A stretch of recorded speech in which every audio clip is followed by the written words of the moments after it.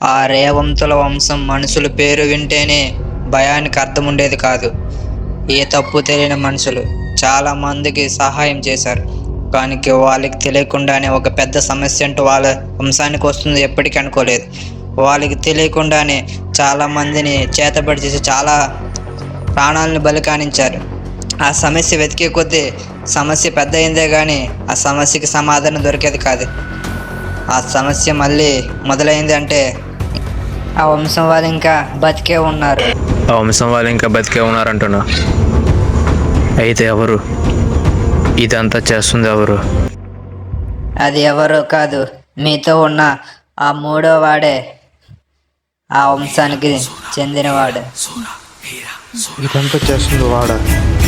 నమ్మడానికి చాలా కష్టంగా ఉంది. అయినా మాతోనే ఉంటూ మా మీద ఎలా చేయాలనుకున్నాడు?